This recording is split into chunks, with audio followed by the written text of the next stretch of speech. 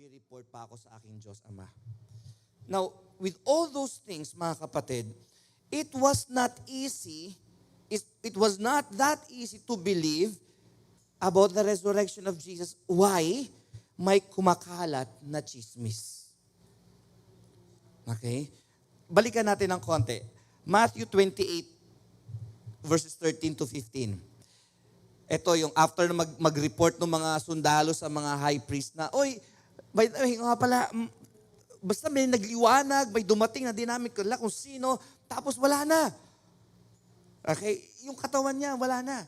Ang sabi ng mga Pharisees, para magpatuloy ang kanilang kalokohan, sabi nila, okay, ganito na lang. Ito ang pera, sabihin nyo, kinuha ng mga disciples niya. At ang sabi ng Bible, mga kapatid, sa dulo, so the soldiers took the money and did as they were directed. At ito matindi. And this story has been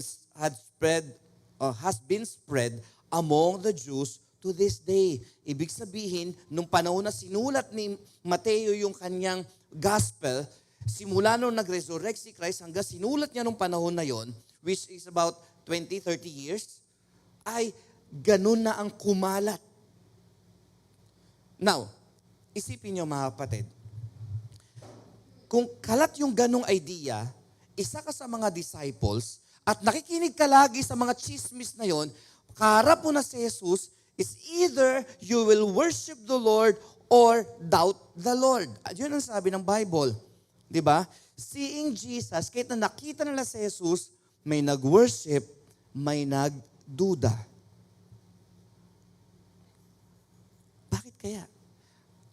Alam nyo, when I was in high school, may nabasa ako isa sa mga ads, sabi niya, pag nakikita mo raw at naririnig yung isang commercial ng more than 7 times, okay, kung sa panahon natin ngayon, ma-LSS ka na.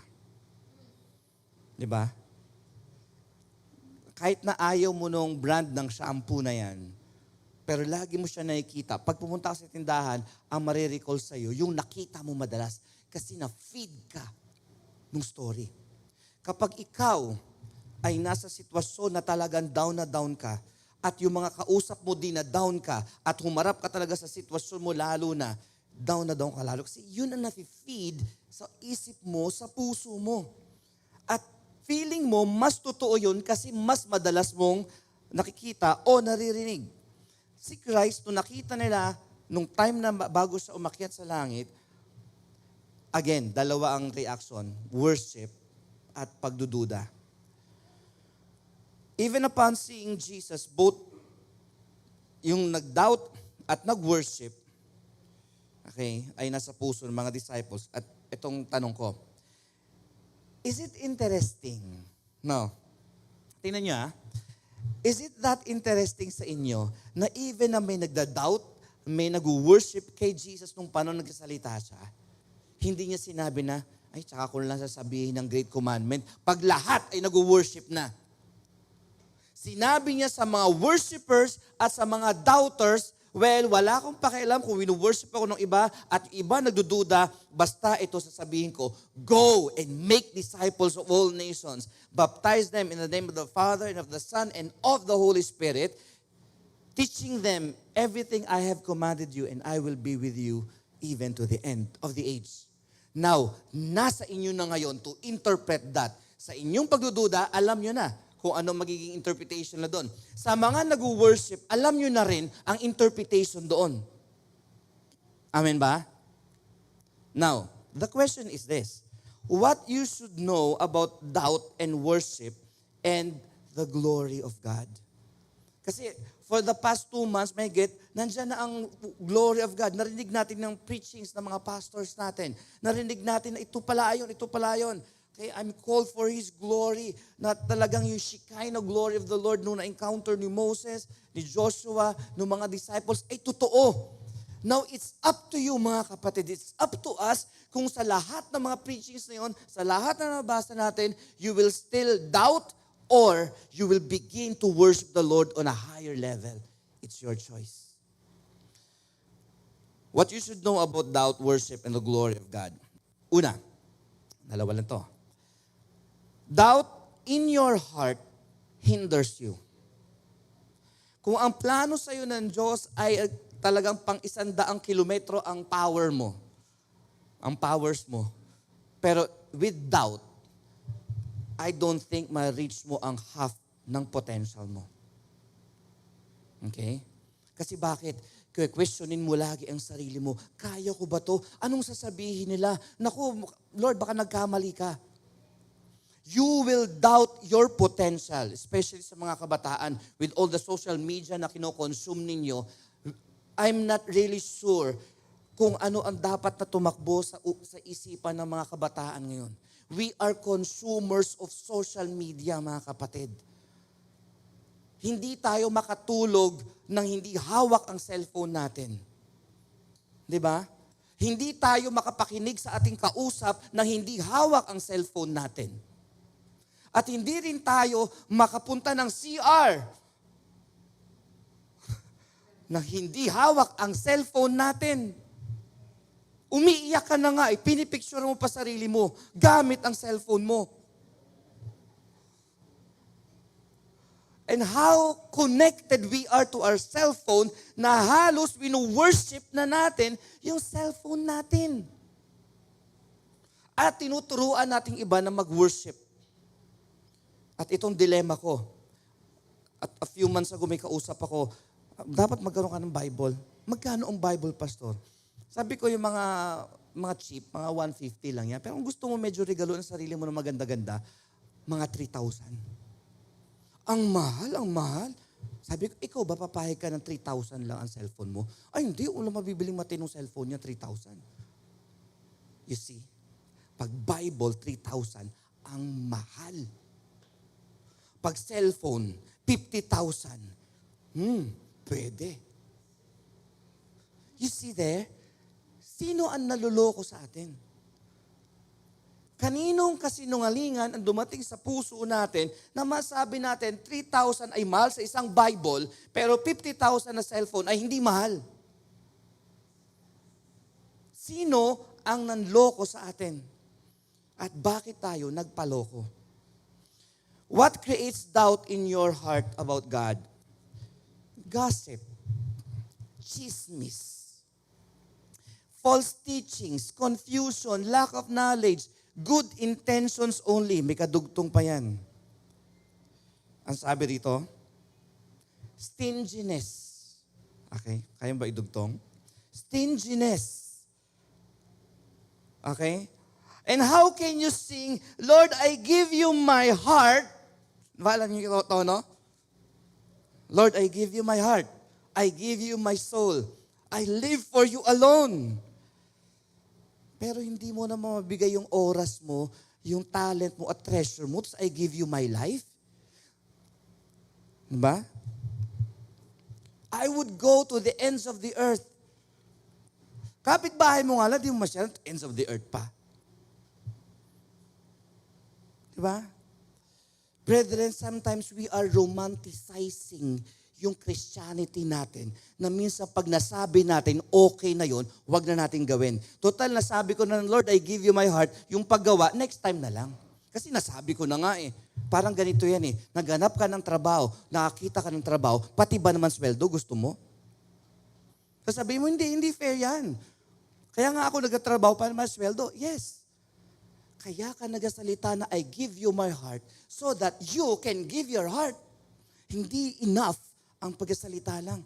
Alam mo, mahal ko si Lord. Bakit for the last 10 years, di ka nagbibigay ng tama sa Panginoon? Bakit yung oras mo laging agaw pag sa Panginoon? Pero pag sa iba, 1 hour before, nandun ka na. Okay, I'm not being too preachy here, mga kapatid. I'm just telling us na may something na bakit nagdududa tayo when it comes sa Lord? Di ba? Bakit minsan pag pumunta tayo ng mall, may faith tayo na next month, pantalon na 3,000, magkikita ulit tayo. At nagsikap yan. Nagtitiis, hindi, nagsosoft drinks, hindi na nagtatanghalian minsan. Nilalakad na nga, imbis mag-tricycle, maglalakad ako. Kasi may goal ako after this. Mayroon akong enough na pera para yung pangarap ko na pantalon, may uwi ko na.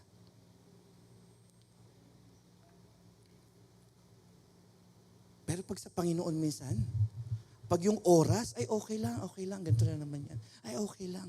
Yung talent, tsaka na, nandyan naman na sila eh. Mahuhusay na sila. Hindi, okay lang yan. Wala pa tayong responsibility in the church. Sino nagsabi sa'yo na pwede ka magpatuloy bilang Christian na wala kang responsibility sa church? Dapat meron kang responsibility. Kung wala kang responsibility within the church, well, ang isang gagawin mo ito, umattend ka o hindi, okay lang. Kasi total, wala ka namang responsibility. Pero if you have responsibility in the church, ay hindi, kailangan ko umattend. At kailangan kong agahan kasi magpiprepare pa ako bago ito eh. You see? Yan ang kaibahan. And, brethren, yung mga disciples, tingnan nyo even yung mga disciples, the 12, minus na si Judas, okay, 11 na lang, plus yung mga hundreds and thousands of followers ni Jesus na nakarinig nung chismis na tinangay ng mga disciples yung katawan ni Kristo, I'm sure, iba sa kanila inandoon nung nag-ascend si Christ. Hindi pa rin sila makapaniwala. Maaring si Thomas, nakarating din sa kanya yung chismis. Kaya nagdududa na siya. Sa atin mga kapatid, kapag na-reach out tayo, naunahan tayo ng false teaching, pero magandang packaging ang pagkakabigay sa atin, minsan mas paniniwalaan natin yung false teaching kesa sa true teaching. Now,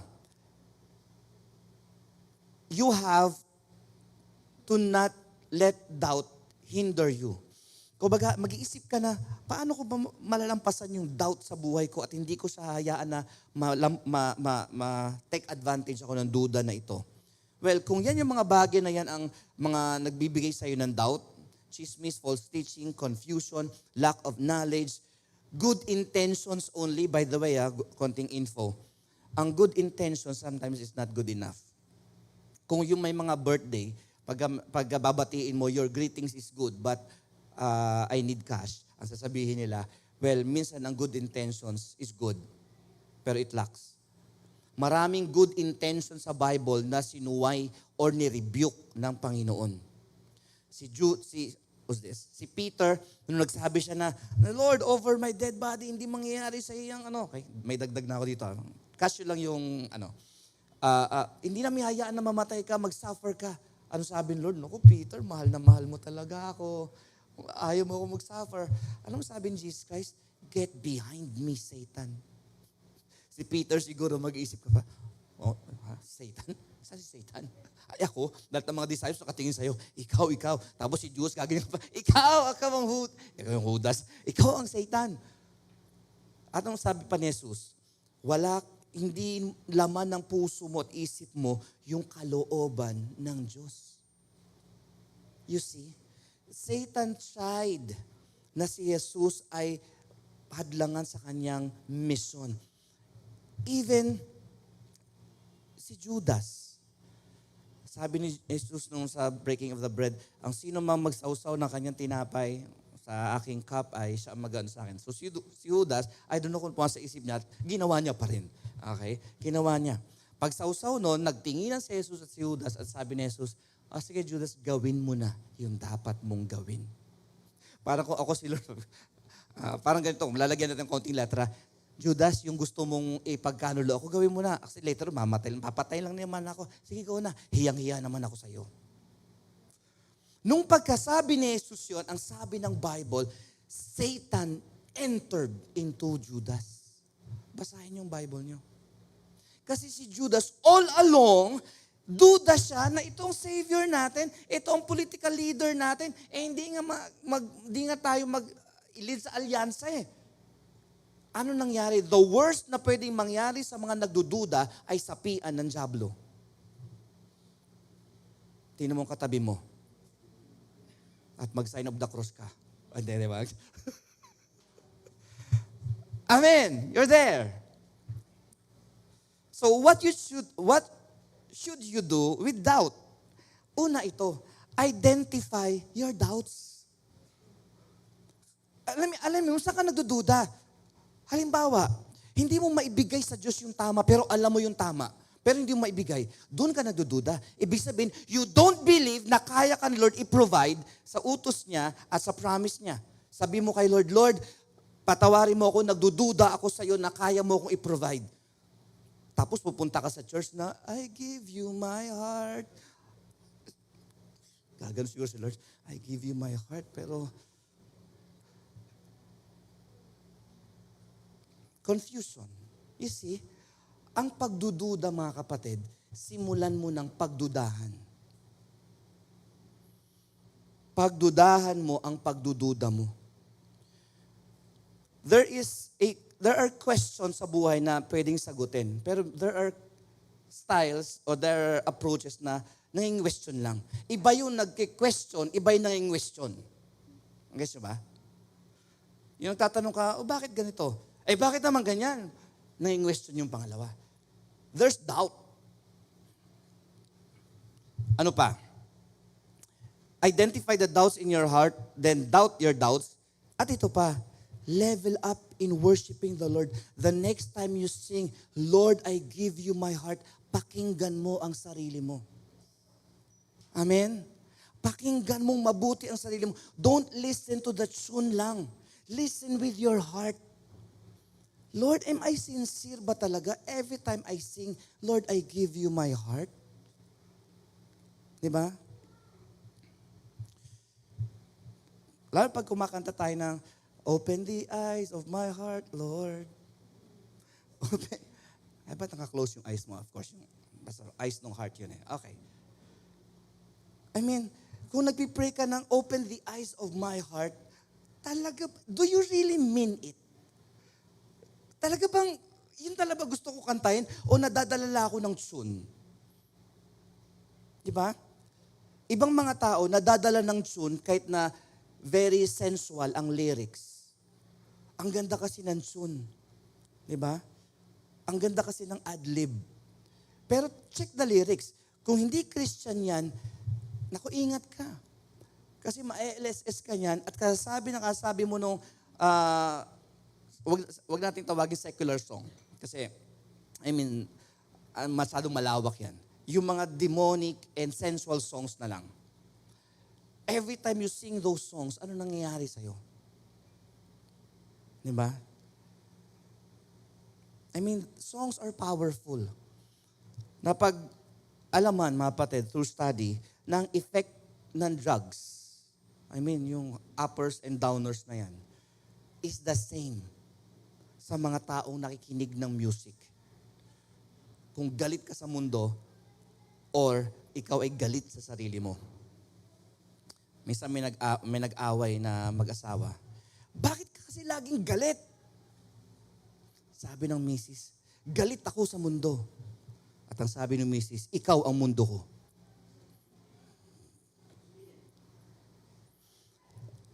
Identify. Identify your doubts. Pangalanan mo, huwag mo lang sabihin na, Lord, bahala ka na. Hindi, sit down, ilayo mo ang cellphone mo, at makipag-usap ka sa Diyos. Lord, saan ako nagdududa sa'yo? Pangalanan mo, kung di ka pa nakapagsulat na at least 3 pagdududa mo, then think, pray, weep, mourn, and wail, ang sabi ng Bible. At may napangalanan ka na. Lord, nagdududa ako, parang hindi mo kaya akong pagalingin. Lord, nagdududa ako, hindi mo ako kayang i-provide. Kaya Lord, for the longest time, hindi ako nagbibigay ng tama sa'yo. Kasi nagdududa ako sa'yo na faithful ka. Pangalanan mo. Huwag mo lang sabihin na, medyo nagdududa ako. Hindi, tanggalin mo na yung medyo. Nagdududa na lang. Lord, hindi ako makapag-share sa classmate ko dahil nagdududa ko kung kaya ko i-share ang gospel mo. Kaya nga may awit catch me up in your story. All my life for your glory. Diba? Kung catch up ka, kung caught up ka ng story of the gospel, wala kang pakialam kung pangit ang pagkakayag mo ng story. Ang story may power. Ang mahalaga lang, sabihin mo yan and let God do the rest. Amen? Hindi mo kailangang pagandahin ang gospel. Sabihin mo lang siya as you see it, yun na yun. You know, in the gospel, nagsabi doon na si Jesus ay namatay. Why? Kasi makasalanan ng tao. At sinabi sa gospel, na namatay si Jesus, binayaran niya ang kasalanan ng tao. Pag humingi tayo ng kapatawaran sa Diyos, papatawaran niya tayo, past, present, and future. Nabuhay na muli si Jesus. Para kung paano siya nabuhay na muli, mabubuhay na tayo muli in the Spirit, and then, literal. That's simple. That's so simple, yung gospel. Kung caught up ka ng story, hindi mo kailangan ng kodigo kasi bakit? Yung story nasa buhay mo. Tingnan yung mga chismosa. Meron ba silang kodigo? Tingnan mo ang katabi mo. Ang mga chismosa ba may kodigo? Pero pag nagsalita sila, gusto mo talagang paniwalaan, di ba? Kasi hindi sila, wait lang, nakalimutan ko yung gitna. Oo nga pala. Hindi, kabisado nila yon. Kasi caught up sila nung story. They want to be first. Oy, mare. Di ba? So what should you do about doubt, worship, and the glory of God? Number 2. Worship of Jesus in your heart energizes you. Ang iniisip ko nung nilagay ko yung word na energize dyan ay yung battery na alam nyo na yung brand. Diba? Keeps on going. Diba? At nung una ko nilagay dyan na word ay promote. Sabi ko promote? Kapos eh. You know how to promote. If you lack the energy, you cannot promote. Tingnan nyo lang yung mga batang ang kukulit. Yung takbo ng takbo, sampung saway ka, nasawang-sawa ka, nakasasaway, siya hindi pa sawa. Ang dami niya kasing energy. Sabihin nyo nga, energy. Di ba? Kumbaga, kailangan na i-consume yung energy niya, kung hindi, manghihina siya. Di ba? Pag ikaw ay na-overcome mo ang doubt at nasa level ka ng worship, Daddy, energized ka. Amen ba? What leads you to worship God? The truth about God, the love of God, the forgiveness of God, the glory of God, the generosity of God, the mission to share the gospel to the unsaved and lead them to Christ, produce followers of Jesus in order to serve using their gifts all for the glory of God. Pag nasa level ka ng worship, ito ang doubt. Nasa level ka ng worship. Hindi ka hopeless, energetic ka. Ano tawag kay Mr. Gary V? Ha? Pure energy. Kasi pag nagsayaw siya, bawat buto niya talagang lumalagatok. O, di ba? Nung panahon, ng mga nakaabot dyan kay Gary V, alam natin yan pag may palabas sa prime time, tapos siya ang kaya sa noon time show. Pag siya na, mamaya, si Gary V po magsasayaw with ano yung pangalan ng kanyang mga dancers? Whatever. Inaantay natin yun. Kaya hindi ako marunong sumayaw, mga kapatid, pero gusto ko siyang panoorin. Kasi bakit? Lalo nung nauso yung Shout for Joy, yung kanta niya, full of joy, yung katawan niya, full of joy. Kumbaga, kahit saan ka tumingin, wag mo siyang pakinggan, tingnan mo lang siya, full of joy, full of energy. Wag mo siyang tingnan, pakinggan mo lang siya, full of energy pa din. Di ba? And when you sing, Lord, I give you my heart, do you really mean it? Pag nagsabi ng shout for joy, nandun ka ba talaga? Depende. May mga tao mas energetic talaga. Pero, you need to be on that level. For you to appreciate, mga kapatid, yung glory of God, you need to be on the level ng worship. Don't doubt. What you should do about worship? Get to know what worship of God truly is. Worship team. Lahat ng mga ministry heads dito, lahat ng mga ministries, lahat ng ginagawa natin is the worship of God. Are you offering the best worship? Ang isip mo ba, ang laman ay worship? Pag sinabing worship, of course, song ang kasama din dyan, pero it's not just songs. Yung how you play, how you sing, how you dance, how you participate, how you live your life, those are all worship. Si Satan, bago siya naging Satan, naglalakad lang siya sa kagandahan ng langit, hindi sa mga fluffy clouds na yan. Wala pa siyang ginagawa na pag-awit o paman. Worship na kay Lord. He was created to worship. Pero one time, sin was found in his heart. Pride. Mga kapatid, I think and I believe na ang doubt is a form of pride. Sabihin nyo nga, doubt is a form of pride. Yan yung humble na pride. Lord, hindi ko kaya. Oh, humble. Hindi. Pinagdududahan mo ang lumikha sa'yo. Lord, hindi ko kayang gawin yan. Sabi ni Moses, sabi ni Lord, sino ba kaya ang dila mo? Lord, ang dami ang dahilan. Badang huli, sige na nga. Pero of course, sa discussion na yun, hindi pinangalanan na si Moses nag-doubt. Pero I see in that story, si Moses, pinipilit niya yung alam niya, hindi yung sinasabi ng Diyos. Minsan ganun din tayo. Sasabihin ng Diyos ganito, pero hindi Lord, ito Lord. Mas marunong pa tayo sa Diyos minsan. Di ba? I found an article a few days. Sabi niya, there should be two letter B, nasa tabi ng higaan mo pag ikaw ay matutulog. Okay? At sabi niya walang C. Dapat walang cellphone. Dapat hindi mo abot ang cellphone mo pag natulog ka. At it goes on na nagsabi, dapat ang cellphone mo nasa CR. Layo naman Okay? Ano yung dalawang B na yon? Kalimutan ko isang B. Pero naalala ko isang B. Books. As in, books na hindi books na tablet, kundi book na book talaga. Sabi ko nga, no? At kaya na umaga, nagising ako, nasa ulunan ko ang cellphone ko, na-convict ako. Sabi ko, Lord, andali, o nga, no? At yung conviction na yun sa akin, nagsabi na, o nga, no? Sino sa inyo ang kaya nyo mabuhay na 30 minutes, hindi nyo hawak ang cellphone nyo?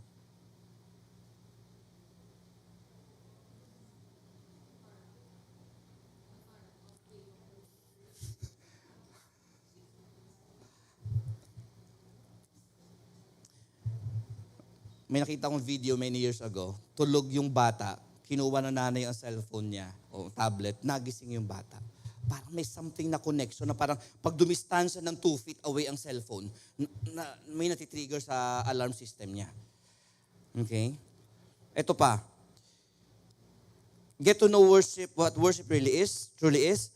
Bless the works of God by working where God is working. Paano masabi na nasa level ka ng worship, hindi ng doubt? Kung tumatrabaho ka, kung saan tumatrabaho ang Panginoon. Pero kung tumatrabaho mga kapatiran dito, nag-serve sila, ikaw nakamukmuk sa sulok, hulaan mo, nasang level ka? Nasa doubt level ka. Or nasa idol level. Si King David, nung time na dapat nakikipaggera siya, okay, hindi man doubt ito, pero na-idol siya, ano nangyari sa kanya? Nag-asala siya. You should be fighting, David. Hindi yung tanaw ka ng tanaw. Yan, iba tuloy na tanaw mo.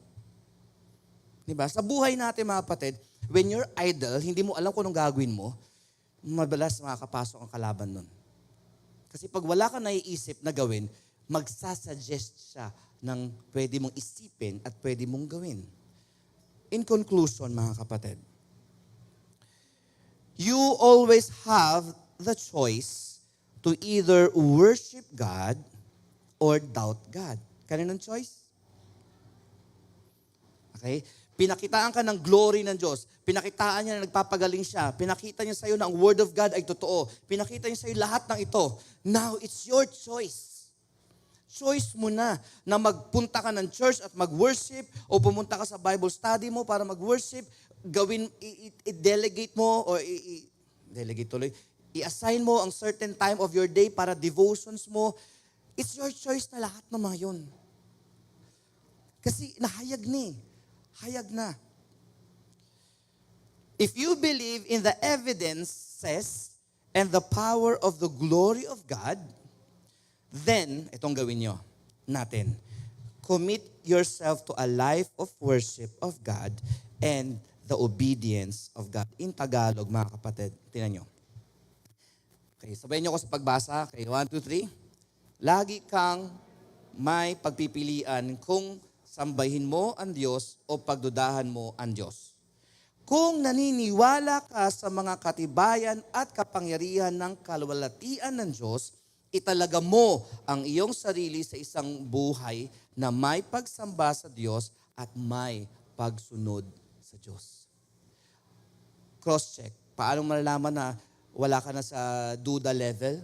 Nag-worship ka. Paano malalaman na nasa worship level ka? Nagsiserve ka. Pinapagyaman mo ang faith mo. Hindi ka nangihinayang tuwing ikaw ay nagbibigay sa Panginoon. Nakadelegate na yan.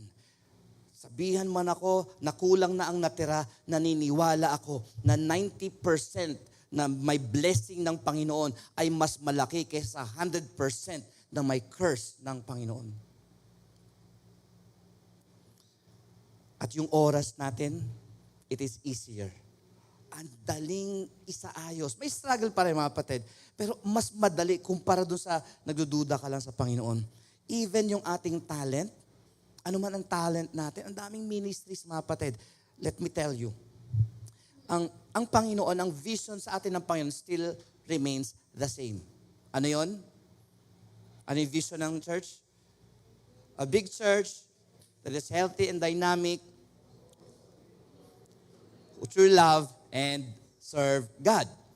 Nagbago? No, for the past 16 years, going 17 years this year, wala nagbago doon. Yun pa rin. Pero along the way, mga kapatid, may mga challenges tayo. Ano yung mga challenges? Of course, nandyan yung recently, yung pandemic. Nandyan yung mga struggle noon na a blessing pala na hindi tayo nagbabayad sa venue natin noon. Diba? At talagang so much blessings. May mga struggles din. Nagkaroon ng conflict. Nagkaroon ng mga hindi natin gustong mangyari sa mga kapatiran. Others left us. Will the vision change dahil mga nangyari yung mga negative na yun? No. Dahil ba palpak ka sa isang bagay na to, hindi ka na dapat mabuhay? O dahil na-miss mo ang isang bagay, hindi mo na not worth it na? Hindi rin. Yung vision will never change, but vision will always be tested. Ano ang pangontra sa vision? Pagdududahin ka ng problema ng dyablo. And that's why, bumababa ba? Okay, napaka-humble ng ano na to. Okay. That's why, mga kapatid, tayo yung may choice. Choose to obey the Lord and to worship the Lord with your time, with your talent, and with your treasure. Amen? Amen ba? Huwag nating pagdudahan ang Diyos sa mga pangako niya. Tried and tested na yan. Okay? Kung tayo man ay nagdududa, alam ko, may nakikita tayo mga tao na faithful sa time, talent, and treasure na nabibless. Tingnan natin yung story nila. Blessed naman ako, pastor, kumpara sa kanya. Well, hindi ka pa faithful, blessed ka na. How much more kaya kung faithful ka pa? With your time, talent, and treasure. Diba? Last February, sinabi ko sa inyo na itong venue na to, God wants us to remain. Amen ba? And the challenge is still there. Okay? Now, the challenge para magpatuloy tayo dito, mga kapatid, is for us to be givers and to be generous. Did you know na magkaiba ang giving sa generosity? Okay? Ang giving is a command. Generosity, it's up to you. Okay? Give and it will come back to you, good measure, pressed down, shaken together, and running over. Okay? And it is more blessed to give than to receive. Okay? If the willingness is there, the gift is acceptable not according to what one does not have, but according to what one has. So ang giving is a command. Generosity is up to you. So yung willingness pala doon sa if the willingness is there, hindi yung kung ano lang sa kakuriputan mo, ikaw gagalaw. Kung kuripot ang isang tao, masaya na siya sa ganito. Pero God will challenge your stinginess. Ang mga taong kuripot, alam niyo ba ay nagdududa? At ang mga nagdududa ng mga tao ay mayayabang. If we surpass yung ating stinginess, mga kapatid, I tell you, you're on the level of worship. Especially sa mga workers dito, you need to be faithful in giving and in generosity. In time, in talent, and in treasure. Bakit? Kasi pastor, nangangailangan ng church. Huwag kang tumingin doon. Alam mo kung titingin ang Diyos sa mga nangangailangan sa mundo, ang dami niyang dapat tulungan. Pero bakit hindi lahat na nangangailangan tinutulungan ng Diyos? He looks for people with a vision na dapat niyang suportahan. In the Old Testament, sabi doon, the eyes of the Lord goes through and fro and looking for someone whose heart is fully committed to Him. Kasi kung pangangailangan lang ang basihan ni Lord para magbigay, ang dami nangangailangan. Pero hindi pangangailangan lang ang basihan ng Panginoon. Ang basihan ng Diyos is that, do you worship me? Pastor, may mga masamang tao, hindi naman nag-worship kay Lord, pero blessed. That's the goodness of God. Okay? Para sa masama, nagpapaulan siya. Sa mga mabuti, nagpapaulan din siya. Pero hindi ibig sabihin, blessed ka. Kahit na ikaw sumusuway sa Diyos. Tatawa ka hanggang dulo. Time will come, yung tawa mo ay magiging pag-iyak. Katulad nung sa mama na ka-partner ni Lazarus. Ano yung story na yun? Nung pasasa siya sa mundo, sa kabilang buhay, umiyak siya. You see? Hindi ibig sabihin masarap ang buhay natin dito, nabibili mo ang lahat ng gusto mo, blessed ka na. That is not what the Bible teaches. Ang pagiging blessed, okay? Pababa to. Ang pagiging blessed, mga kapatid, ay yung nagagawa mo ng malaya ang kalooban ng Diyos. Using your time, using your talent, using your treasure. Hindi ako magmamakaawa sa atin na, kailangan ng church, magbigay kayo. God will provide, mga kapatid. Pero if you believe in the vision na binibigay ng Panginoon sa UVCC, hindi ka magiging madamot. If you believe na talagang ang church na to ay tinawag para gawin ang kalooban ng Diyos, hindi mo pagdadamutan ang church ng time mo, ng talent mo, ng treasure mo. If you believe and not doubt na ang panawagan ng Lord sa church na to is to be a big church, healthy and dynamic, composed of people through love and serve God, then hindi mo ipagkakait yung presensya mo. Kasi bakit? You have a purpose. Baliktarin nyo yun, you're on the level of doubt. Sundin nyo yun, kung nandun na kayo, praise the Lord, you're on the level of worship. Basahin ko ulit yung conclusion. Lagi kang may pagpipilian kung sasambahin o pagdudahan mo ang Diyos. Kung naniniwala ka sa mga katibayan ng kapangyarihan ng kaluwalhatian ng Diyos, italaga mo ang iyong sarili. UVCC, dito sa center at sa mga nakikinig, simula hanggang Pampanga, mga kapatiran natin sa Pampanga, mga kapatiran natin sa Las Piñas, hanggang Zamboanga, hanggang East, North, South, and West. Okay? Church, the Lord is calling us to level up sa level ng worship na parang hindi ka magdududa sa Panginoon. Okay? At sasabihin mo, yes, may problema tayo, pero my God is bigger than my problems. Hindi ka ma-paralyze, kaka-analyze. Kundi ikaw ay gagalaw in the level of worship. At sasabihin ng Panginoon sa'yo, I've reserved 70 people who did not bow their knees to Baal kung si Elijah ka. At sabihin ng Panginoon, okay, huwag ka tumingin sa mga nagdududa, tumingin ka sa nag-worship sa Panginoon. Dahil even si Jesus Christ, mga kapatid, nung nirelease niya ang Great Commandment, what's so great about the Great Commandment? Even sa mga doubters at sa mga worshipers, sinabi ni Lord ang Great Commandment. It's up to them na after niyang sabihin, ay doubters pa rin ba sila? Or magiging worshipers pa na sila? At yung mga worshipers ay lalong lalalim, lalawak at tataas ang kailang commitment sa Panginoon. And UVCC, saan level man tayo ngayon? And I believe, I pray na nasa level tayo ng worship. It's time to respond to God in worship, sundin ang kalooban niya, sambahin siya, at ibigay natin yung best ng ating time, talent, and our treasure. Amen ba? After ng announcement and exhortation, okay,